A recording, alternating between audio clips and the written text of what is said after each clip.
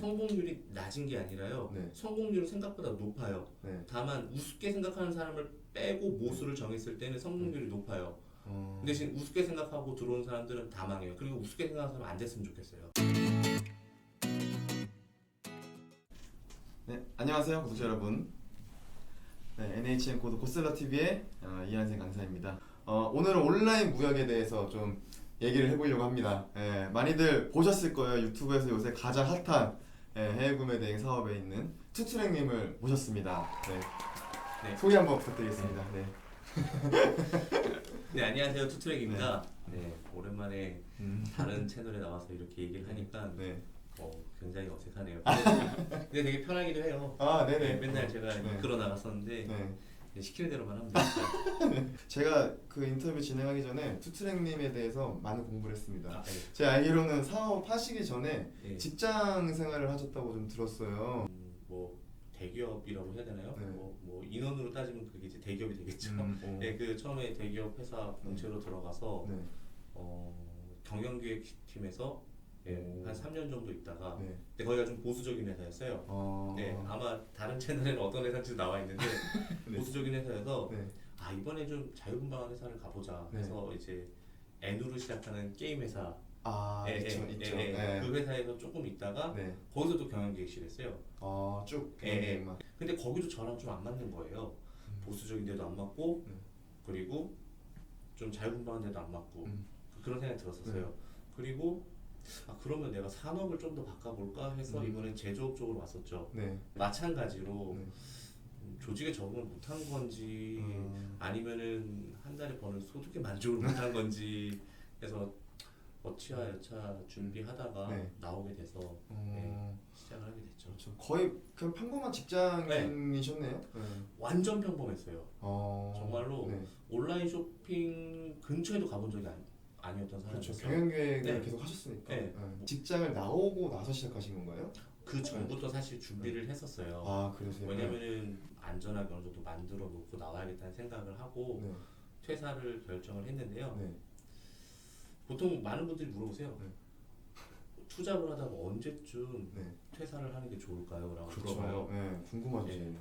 그럼 저는 이렇게 딱 얘기해요. 뭐라고 하면 회사를 나갈 시간이 없을 때 너무 바빠서 회사를 못 나갈 때 그럼 그만둬도 된다 얘기를 합니다.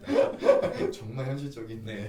그게 제일 확실한 것 같아요. 매출액 얼마요? 라고 딱 얘기를 할 수는 없잖아요. 그렇죠. 모든 산업마다 다 다를 수도 있고 스스로 확신 느낄 때가 제일 좋은 것 같아요. 그렇죠. 투잡 형식으로 하신 건가요? 처음에? 투잡 형식으로 했다가 한 거죠. 투잡 형식으로 되나요? 투잡이? 됩니다. 간절하면 돼요.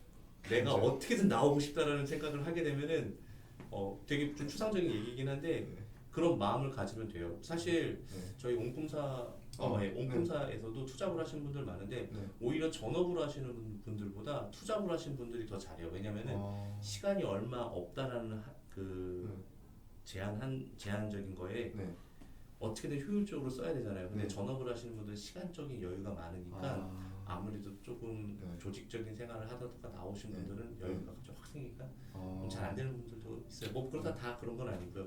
옹꿈사 말씀하셨는데 그 옹꿈사라는 커뮤니티에 들어가 봤는데 좀 이렇게 젊으신 분들도 많으시고 또 경력이 그 연세가 있으신 분들 많으시고 되게 다양한 분들이 활동하고 계시더라고요. 정확히 어떤 채널인지 저희가 알 수 있을까요? 일단 거시적으로 먼저 말씀드리자면은 윈윈하는 카페예요. 윈윈. 이 사람이 돈을 벌면 나도 돈을 벌 수 있고 그런 구조의 카페가 일단 먼저 맞고요. 이 사람들이 잘 될 수 있도록 하나부터 열까지 이제 서로 커뮤니티도 이제 서로 소통하면서 이제 뭐 점심도 먹고 정모도 하고 교육도 하고 그리고 때로는 그냥 아무 이유 없이 만나서 그리고 친분도 쌓고 새로운 사업도 도모하게 되고 계속 만들어가게 되고 그래서 온라인에서 무역을 하면서 그거를 이제 꿈꾸는 사람들의 모임이 옹꿈사이거든요. 굉장히 좋네요. 저도 제가 알고 있는 모든 것들을 다 알려드리려고 노력을 하고 그러다 보니까 이분들도 그런 거에 동기부여를 받아서 열심히 하셔서 잘 되시는 회원들이 굉장히 많거든요. 그러세요? 매출도 잘 나오시나요? 그럼요. 저 말고도 잘하시는 분들 진짜 많아요. 그러면은 저희가 오늘 이런 온라인 무역에 대해서 많이 말씀을 드리고자 하는데 먼저 이 온라인 무역의 개념이 뭔지 조금 설명을 해야 될 것 같아요. 그래서 크게 세 가지 정도로 제가 알고 있습니다. 첫 번째로 많이들 아시는 해외 구매 대행, 그리고 병행 수입, 그리고 대표님께서 뭐 유튜브 채널에서 많이 말씀하셨던 중개 무역, 네. 이 세 가지를 좀 봐야 될 것 같은데 거기에 대해서 저희 구독자 여러분들에게 좀 설명을 해주실 수 있으실까요? 네. 네. 일단은 맞아요. 온라인으로 따지고 보면 그 세 가지가 맞긴 맞는데 네. 조금 더 추가를 하자면 위탁도 있을 수 있고요. 위탁, 예. 네. 그리고 병행 수입에서 파생되는 게 네. 실무적으로는 이제 중국이나 뭐 일본이나 미국에서 이렇게 갖고 오는 걸 다 병행 수입이라고 얘기는 해요. 네. 그런 것도 있고요. 네. 그리고 이제 해외에서 네. 이제 누군가의 자가 사용 목적을 하기 위한 소비 수단의 상품을 대신 구매를 해서 네. 나를 거치지 않고 네. 예, 우리 업체를 거치지 않고 네. 다이렉트로 배송대행지를 거쳐서 이제 그분께 가는 거. 네. 그래서 이 물건 같은 경우는 자가 사용 목적만 가능해요. 아. 예, 상업적인 용도로 사용할 수가 없어요. 예, 예, 예. 네. 근데 이제 병행 수입 같은 상품 같은 경우는 들어와서 이제 내 창고에 딱 냅두고 그때 도매로도 가능한 거, 판매가 가능한 거. 하지만 이제 구매 대행 같은 경우는 이제 재고에 대한 리스크가 없으니까 사서 보내주니까 그래서 많은 분들이 선호를 하세요. 아니, 구매 대행 같은 경우는 네. 도매로도 팔 수가 없잖아요. 네. 또한 그렇죠. 자기 브랜드가 없잖아요. 그러다 그렇죠. 보니까 네.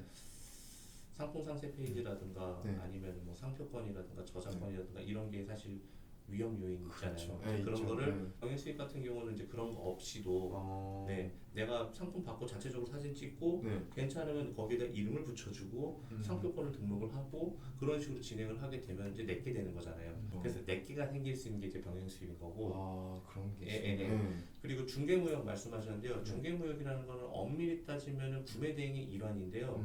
네. 예를 들어서 미국에 사서 싱가포르에다 보내주거나 네. 미국에 사서 말레이시아 보내주거나. 아. 근데 이게 형태는 구매 대행이지만요. 사업자 등록증 구매 대행으로 내는 게 아니라 네. 도소매로 내셔야 돼요. 나는 아무것도 없는 상태에서 외화를 벌어들이는 거잖아요. 우리 정산 어디서 받아요? 해외 플랫폼에서 정산 받는 거죠. 그렇죠. 그렇죠. 네. 달러를 벌어들이는 거죠. 네. 수출로 받아요. 아. 대신 영세율인 거죠. 부가세가 없는. 해외에서 산 부분에 대해서는 부가세 자체가 없잖아요. 우리나라에서 그렇죠. 내는 부가세는. 네, 그렇죠. 그 나라에서 낼 수는 있겠지만은. 네. 그래서 이걸 받아서 이제 싱가포르나 말레이시아나 뭐 일본이나 이런 쪽으로 넘기게 되면은 네. 그냥 말 그대로 10달러에 산 거를 14불에 팔았고 뭐 플랫폼 수수료 주고 뭐 2달러 남았다. 네. 그럼 2달러를 내 걸로 받는 거잖아요.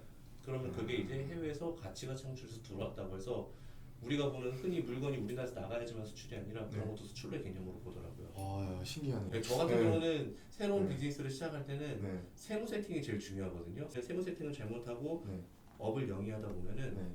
반드시 세금이라는 게 발목을 잡을 때 있거든요. 그렇죠. 그래서 잘 알아보고 해야 되는데 직접 하시나요? 세무 세팅도?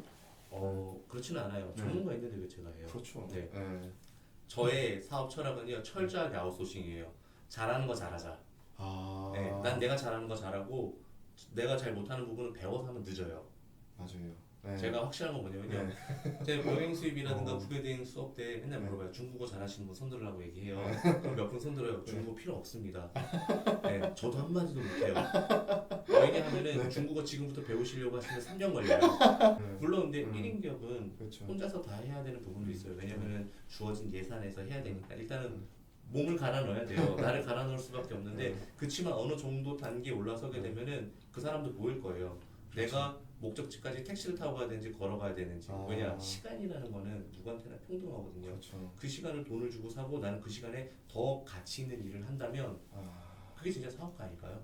그렇죠. 정말. 예, 그게 사업가의 마인드인 것 같습니다. 네, 정말로. 구독자 여러분들이 정말 잘 들으셔야 될 게 너무 쇼핑몰을 쉽게 생각하시거든요. 그죠? 쇼핑몰을 쉽게 생각한다기보다도 온라인 비즈니스 자체를 쉽게 생각해요. 맞습니다. 그 단적인 예로요. 네. 성공률이 낮다고 얘기하잖아요. 네. 성공률이 낮은 게 아니라요. 네. 성공률은 생각보다 높아요. 네. 다만 우습게 생각하는 사람을 빼고 모수를 정했을 때는 성공률이 높아요. 대신 우습게 생각하고 들어온 사람들은 다 망해요. 그리고 우습게 생각하는 사람 안 됐으면 좋겠어요. 네. 왜냐면 난 이걸 업으로 삼고 있고 10년 동안 이 일을 했고 이 일에 대한 자부심도 있고 사람들한테 설명해 줄 때 내 목소리에 힘을 실어야 되는데 네. 그런 사람들이 우습게 생각하고 그거 별거 아니야 라고 생각하고 그거 되겠어? 이런 거는 솔직히 좀 자존심이 상하고 그렇죠. 보여주고 싶어요. 네. 하나의 비즈니스니까. 그럼요. 어찌됐건. 네. 좋네요, 대표님.